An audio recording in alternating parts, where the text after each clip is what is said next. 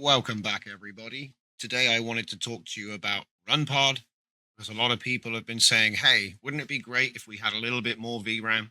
Because you are limited, by what you have locally. And to be honest, the prices aren't extortionate. So what I'm going to show you is a way that you can quickly get up and running with comfyui and Runpod and a couple of other cool things. So first of all, we have our templates over on Runpod. So if you search DJZ, that would be Drift Johnson's Zenkai collection. The point is, these are just simple templates and they're all based on a really good provider. So all credit to the container builder. So if we just jump ahead, AI Doc are the people that are committed to making AI and ML accessible to all. And so they have provided images for comfyui, stable diffusion web UI, and then the Linux desktop, which basically allows you to run things like OneTrainer and KohyaSS GUI. So what are we going to do? Show you my templates real quick. So my red template is actually for testing. So if I want to make changes to my comfy Flux, I actually make the changes to this one. And then if they're good, when I test them, they're good, I push them to this one. But to be honest, I'm at a point where I'm happy with this, and I'll actually just make a different template if I want to make something other than this. Now I could have kept adding more and more and more missing nodes, but I want to explain to you exactly how and why, what we're doing. All right. So first of all, the KohyaSS trainer and the OneTrainer templates are provided as is. All they do is just load up the latest thing. I haven't changed anything on these. All right. But what I want to draw your attention to is the comfy Flux. So if we just run through from the top, I have put a Flux Lora collection. So all of my Flux Loras are all in one hugging face. And that's going to be in the setup for this pod. So you'll find that all of my Loras are already installed into that pod. That's the whole point of this template, really. It gives you all my workflows, all my Loras, and DJZ Nodes. So it's like an all-in-one, Johnson's Comfy Flux, but in Runpod. So you can have like a 48 gigabyte GPU for the same, well, actually for less than a 4090. So that's amazing value. So obviously this is a simple, you can clone the whole thing and have it put in the right place. I do have a GitHub up, which is the Runpod in it. And essentially what's really here is a little bit of instructions on how to use it. You do have to use user and password to log in once it's all spun up. As you can see in the template, there is something called provisioning script in the environment variables. I'm going to show you that in a second. But the raw GitHub link to that script, so I've got the script, we'll take a look at it in a bit. It will have my link there. So it will have raw GitHub mushroom fleet Runpod init refs heads main and it's going to run this provisioning script. And if you take this, edit it, put it online and use your URL to your script, which could be on a GitHub or whatever, it's going to run yours so every time you fire it up, it'll do everything that you need to have it on there. Now, obviously, this is a demo, so I should be able to show you what's going on. So anyway, back to AI Doc. These guys made the Docker images. They also made the comfyui image. Is that an ice cream truck?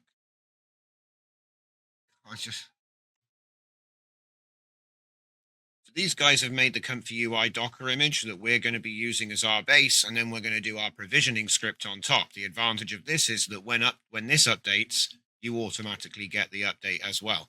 Obviously, you can turn auto update off and all that business, but essentially this is what it is. So see this here, update comfyui on startup. We have that default to false.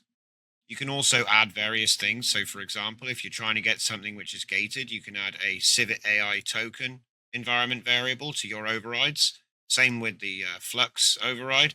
Okay, so sorry, gated models on hugging face. I just saw Flux and brainwashed myself.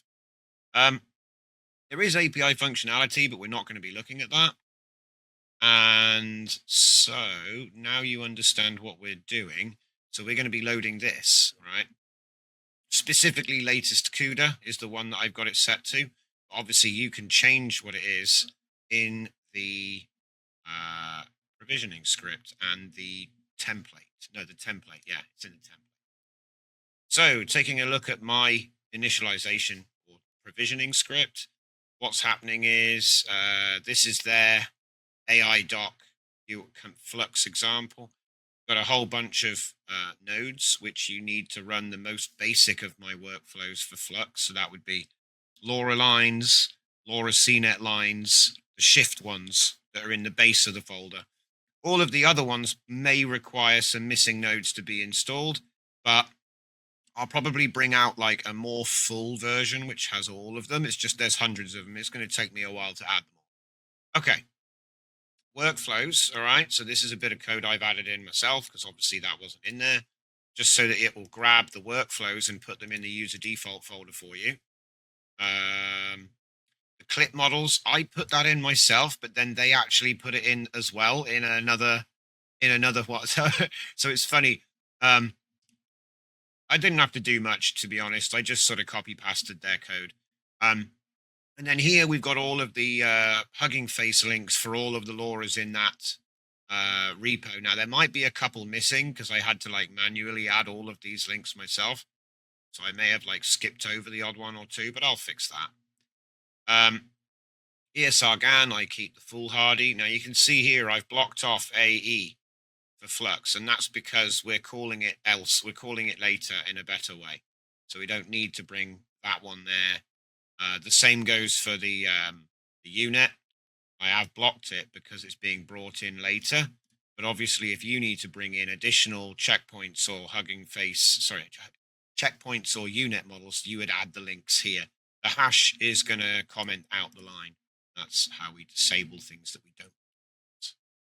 Okay, you can do app packages and pip packages as well, but I don't mess around with that. It works great. Continuing down, I've added in the Hugging Face for Flux ControlNet version 3 HED canny depth. And then below here, you don't need to edit, but I just wanted to draw your attention to the fact that, as you can see here, we've got Flux Dev, VAE, and then we've also got Schnell and the Schnell VAE. All right, so just drawing attention to that. Let's see, you don't need to know about. So there's obviously more code blocks. Like, for example, I've added in this function to get my workflows, and it will put them into user default workflows. Now, when you open up Comfy in Runpod, you'll notice that it doesn't have the new UI, but you can go into the options and activate it. So I hopefully will remember to do that. So none of this would have been possible without the hard work at AI Doc. All I'm doing is following their instructions. They made this system and said, hey, go in and customize your stuff. So I hope you understand that this provisioning script is what determines what custom nodes get installed when you start it and everything else. Now, if you're using a network storage, it will check the network storage and it won't be downloading and installing everything every time. Okay, but this prevents you from having the nodes be broken. When you try to load them up, it doesn't load them because of the fact it's not doing the requirements after spinning up what was a frozen VM and it didn't have any of that. So anyway, I hope that makes sense for you guys. It gets around the big problem that people were having with Runpod. And this is by no means a new thing. I'm just trying to make sure that everybody knows about it. Okay. So if we take a look at Runpod, right, let's just close that for a second, go back to my page here. What I'm going to do is I'm going to click on this and I'm going to show you how you'd set it up. So we have an account on Runpod and we're signed in, obviously. But if I click on Deploy Template, and I will use my network volume Pygmalion, which is 100 gigabytes. So all you have to do is go into storage and create one and give it a name and an amount. I recommend 100 gigabytes. So once you've picked your network storage, it's always going to install to that. All right. Okay. Now, if we pick the A40, which is a 48 gigabyte VRAM, 9 vCPU, and as you can see, it is cheaper than a 3090 even. So yeah, it's quite a good little setup there. looking. Is there anything better than that? There's that, but that's only 24. For the amount of VRAM you get, it's a bloody good price. Okay, so then we have the comfy flux, which is what we clicked on. Now, we could change the template here, and we could pick anything that we would want to search for. The problem I've been finding is that there's so many of them, and there's no way of knowing how old they are. So that's the only reason I've provided my templates. Okay. All right. And if we want to edit the template, we can do overrides here. So as you can see, we've got the branch. So for example, you might want a different branch, which you could take from AI doc. Okay. And then you could have, like, I don't know, a slightly different version, for whatever reason you want there. We got 25 gigabyte disk, and then we've got the 100 in my Pygmalion network. Everything goes into /workspace, so that's where you're going to find all of your stuff. There are a whole bunch of tools. So if I open this up here, you'll see that there is Jupyter, which can be used to bulk download all of your images really quickly. It's very good. You can just go into output folder, select all, download, and it'll just give it all. Now, I appreciate there's this sync thing, but I don't know how to use the sync thing. I'll be real. I've only been using Runpod for a couple of days, and I found it really cool to use. But at the same time, I still have some learning to do. So when I figure that out, I'll probably do an update video. So as you can see, you've got everything here, and there's my provisioning script, which is, as I say, DJZ init, right? So there you go. That's everything you need to know there. And then obviously, you didn't need to do anything, really. All you needed to do was select A40 and then click deploy. That's all you really have to do. There's not really anything you have to enter here because of the fact that we've got our Pygmalion, we've got A40. We already came here from the link.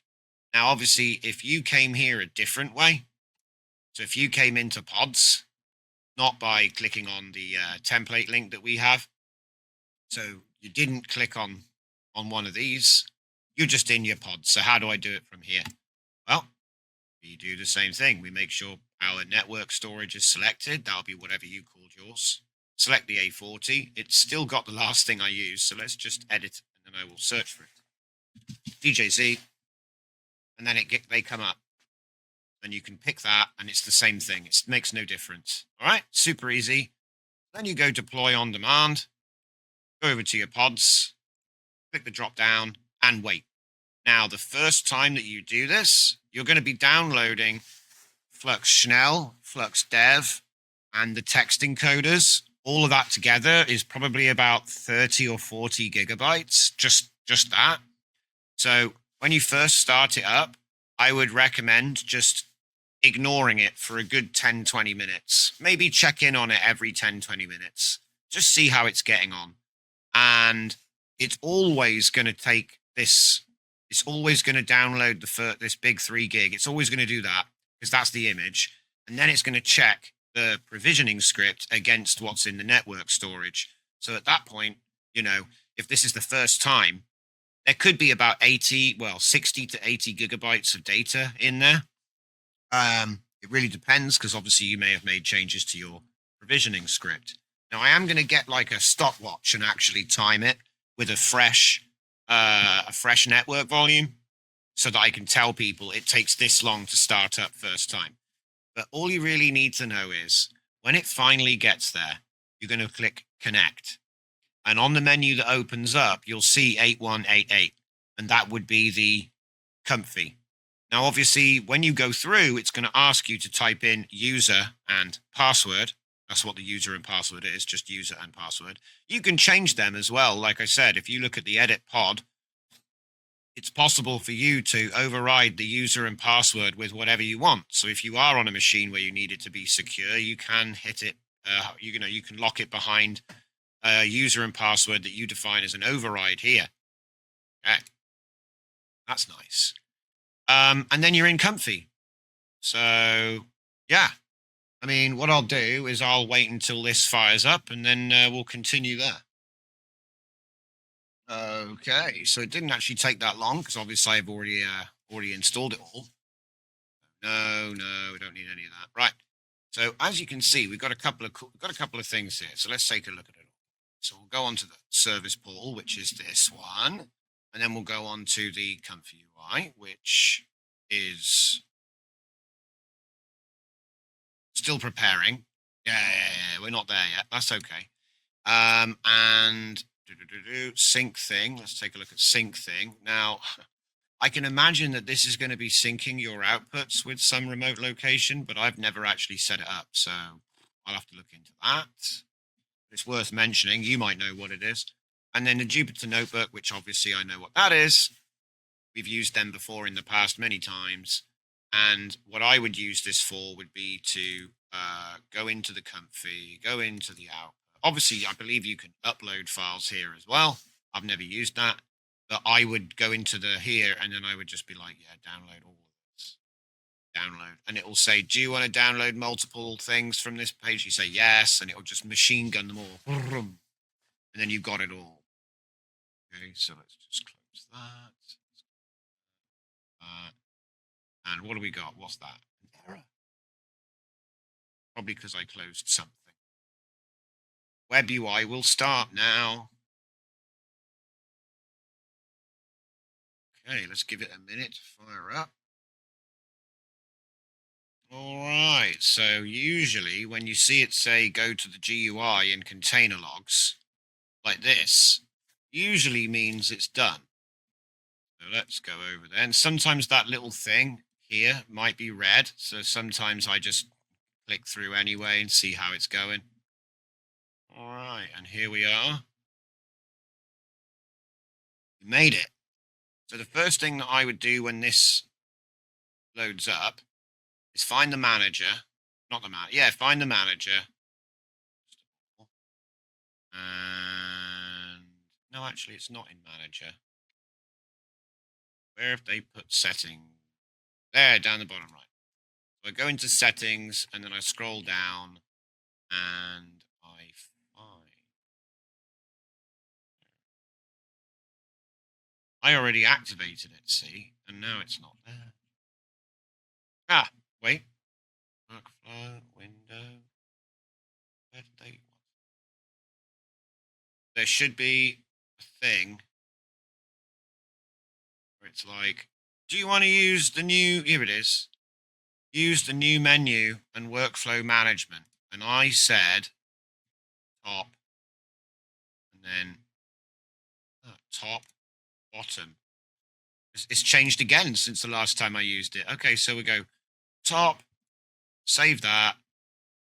All right. So now we've got all of our stuff at the top. As you can see, DJZ workflows is included. So that's like 250 workflows for various stuff. Now, until I make a new version of the template, because I'd say this is good. This is a good place to start. See, you could make your own provisioning script for your own custom stuff, right? But what I'm trying to do is show you a starting point. So you can see, you know, like this is giving me the ability to run. If I just go into here and say Flux, go to Flux. See, it's these ones that I was looking at, and it's not even all of them either. The Shift Vision stuff definitely isn't ready to go, but certainly Shift lines, Shift Lora lines, Shift Lora CNET lines, those are all good to go for sure. I haven't done IP adapter. The upscaler will work. Where's the upscaler? Boosted upscaler. That's pretty much what I've been using this for, by the way. Ignore that. We don't use the GJF loader. Okay. So it's like this.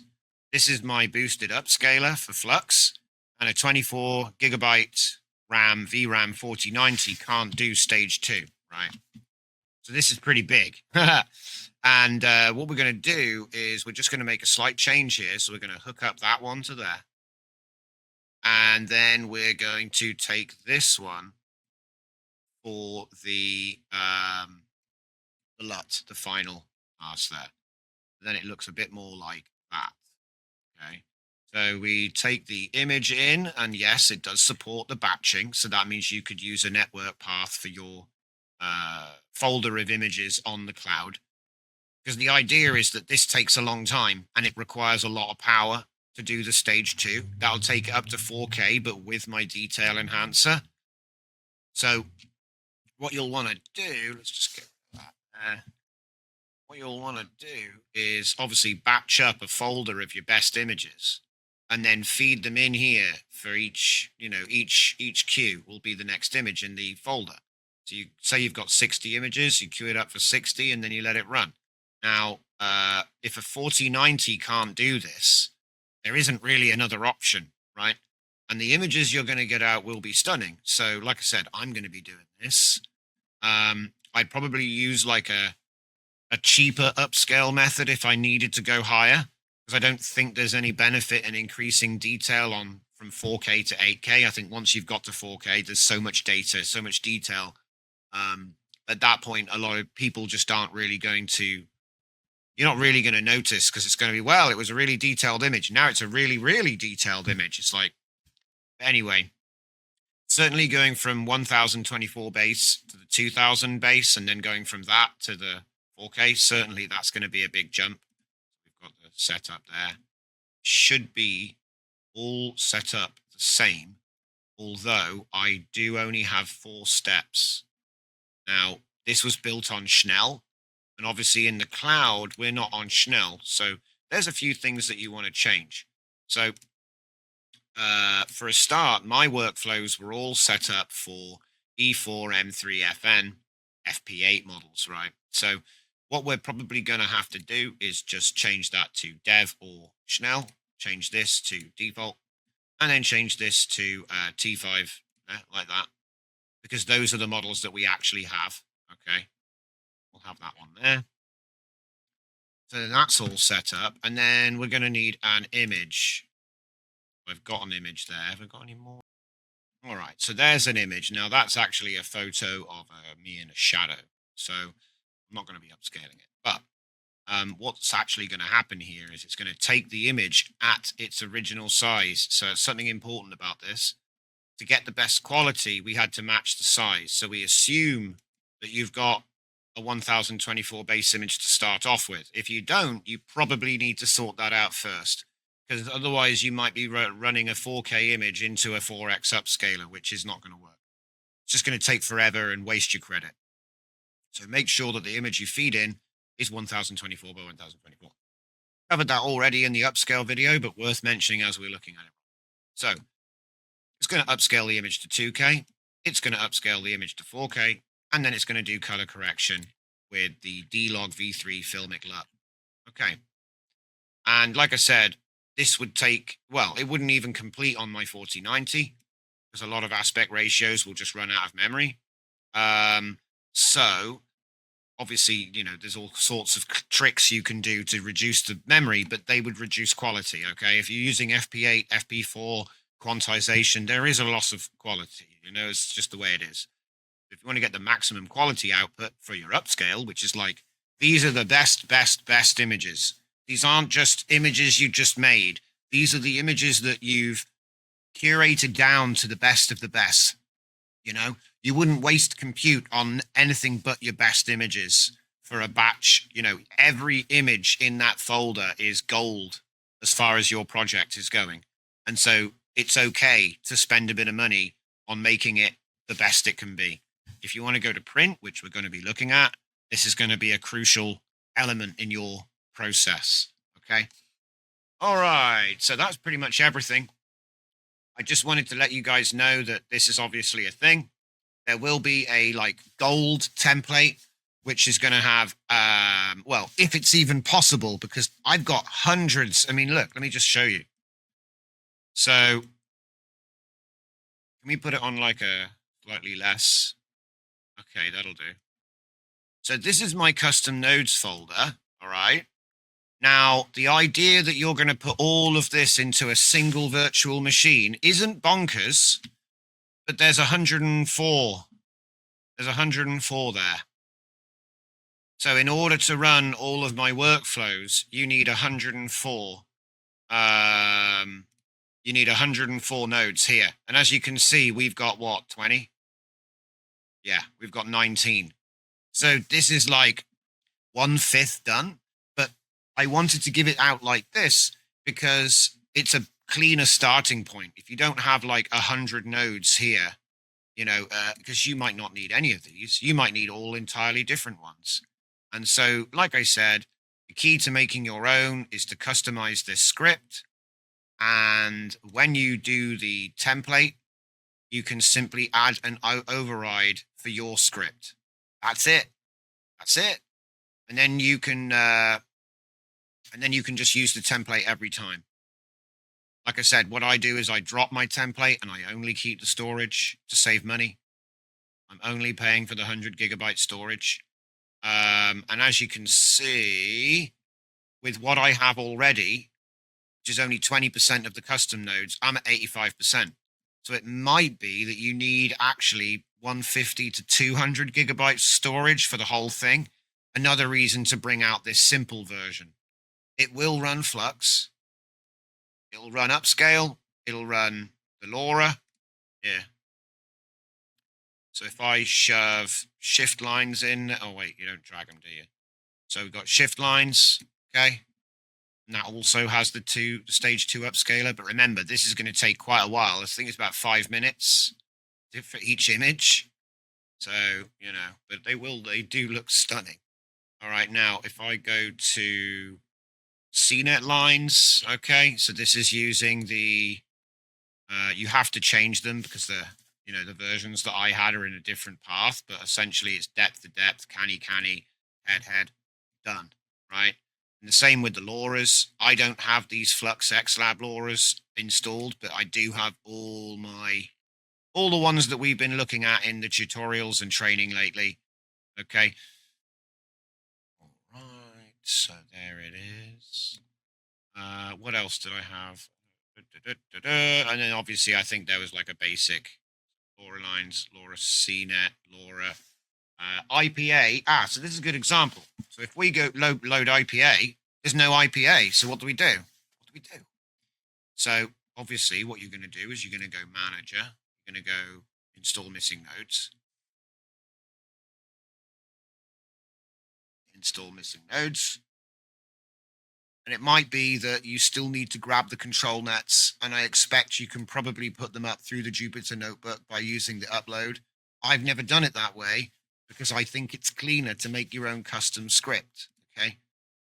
So I will release a gold template, which will have everything, so you don't have to mess around. That's my goal, is to give you a one-click access to all my stuff, and then you're paying per minute with a 48 gigabyte or higher. So it's like, there's no way that you can run out of memory at that point. So that's pretty much everything I had to show to you. One last thing, obviously when you're finished with the container, you are paying per second or something to use it. So make sure you shut it down. This is one of the reasons we use the network volume to store all of our stuff. It does fire up faster the second time when you've got it all set up, okay? So just bear in mind, right? I want to show you this. So I've got a balance of $45.95, right? I only had 50 as my first credit. So in order for me to do all the testing, install this multiple times on different volumes, run a dev build, all this stuff, even had a little bit of a session last night where I actually was sitting there generating images and upscaling and stuff and testing it out, right? All of that has cost me $4, okay? Which is that's crazy. It's crazy. So it's cost me $4, all right?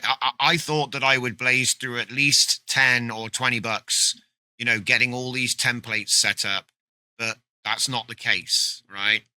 It's cheaper than you think, okay? But the trick is turn it off when you're not using it. So obviously I've tested all these. They all work. I haven't done a training run for real, but I can see that the software is running and it's, you know, able to do what it's supposed to do, right? With this one, I've been in and out of it multiple times. Look, 16 hours. I've had 16 hours of runtime. I don't know why it says 0 on these. I guess it's because I made the template after I'd finished developing it, but I have 16 hours of runtime on this and it developed all these and only having spent $4. It's actually pretty good value. So yeah, just to sort of, hammer it in, we're finished with this now. Okay. I wanted to go in there and show you some stuff, and that's what we've done. So to finish, right, you might be like, well, how the hell do I stop it? Look, there's all there is terminate. That sounds scary. Don't be afraid. Just terminate it. Okay. Because your stuff is in here. And every time you run it, it's going to be the same thing. So you're going to come in, you're going to pick your A40 or whichever one you choose, and then there it is. There it is. Maybe you've got your own startup thing. Okay, put it in there.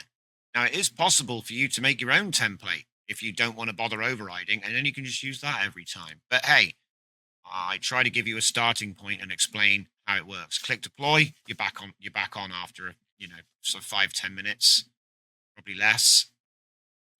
So there it is, guys. There are the templates. Thanks again once more to the AI Doc for making this possible. You make our lives easier. Thank you so much for all your hard work.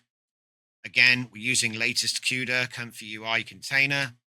All my template does is hook you up with my startup script. And like I said, if you make your own, upload it, you can use that in the environment variable for the provisioning, and then it'll run that's yours then. Okay. Super simple. Couldn't be easier. I actually thought this would be a lot harder to pull off, but in the end, it was relatively painless. So that's everything I've got to show for you today. Thanks for watching, guys. See you next time. So, memberships are here. I've added donator and member. The donator membership is just you want to support the channel, help us grow. Member, you're going to get some exclusive video access. And check out the join now button for more information.